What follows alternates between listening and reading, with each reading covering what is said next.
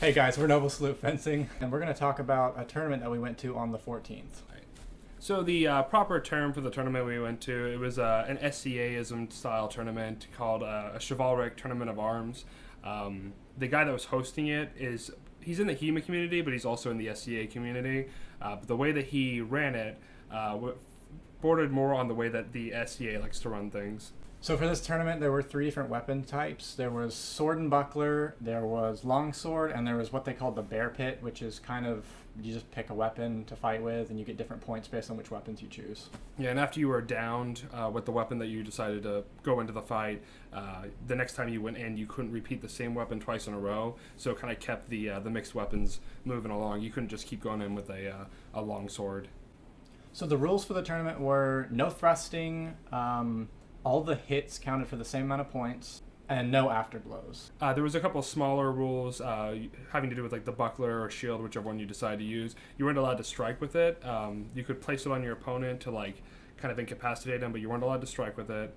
When it came to grappling, you were allowed to disarm, but you had to have control. If you didn't have control, then they would try to call it immediately so nobody would get hurt. So one thing that was difficult for us to adjust to with this tournament was their standards for contact. Whenever we fight, we usually consider ourselves unarmored, and so pretty much first blood is where we end a fight.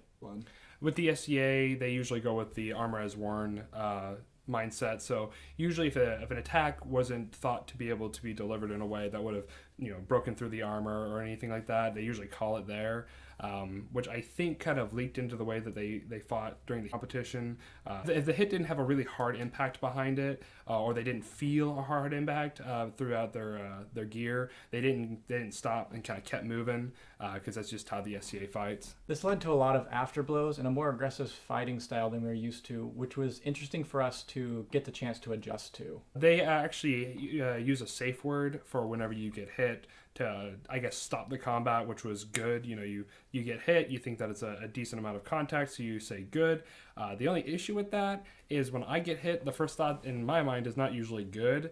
It's like ouch or ah or dang it or something like that. Mine was stop. Yeah, so a lot of times when they kept going, because I wasn't saying good, I would just like throw my hands up and be like, ah, ah, ah, stop. Ah! One of the videos you can hear me go, stop, stop, stop, stop, stop, stop. I did this, I was like, stop, stop. Or I would turn around and start walking away and get like, knocked in the back of the head.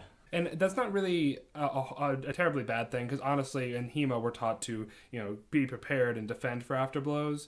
The only downside is when we're instructed that their afterblows aren't going to count, we kind of dropped that thought process for a little bit and had to like pick it back up, because if you don't think afterblows are going to happen, you hit and try to back up and be done with it. But it wasn't a terrible thing. It just showed us where we need to work on with our defenses after we get hit and whatnot. The afterblows weren't too big of a problem because they had a pretty high standard for gear that should be worn during fighting. The guy that hosted it, actually being a member of the SCA, came in full plate mail armor to fight in, which is really cool to see. We've never fought someone like that before.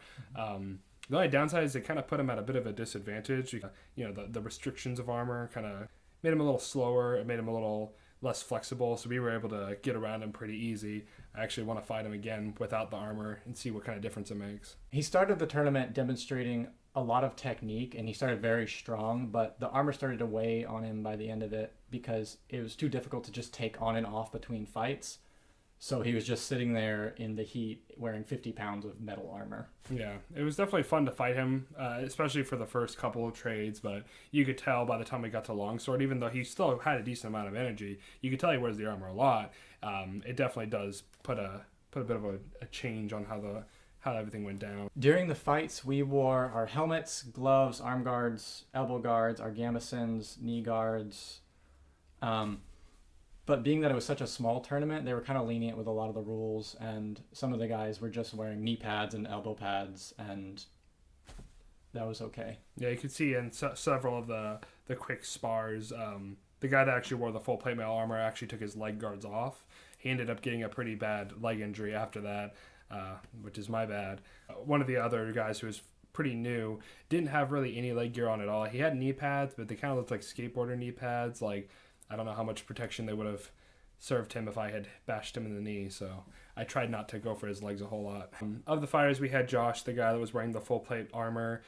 He kind of demonstrated the most technique, in my opinion. He kind of looked how the manuscripts would describe how you should fight outside of the leg placement, but I think that was mostly because of the armor and the way it restricts movement.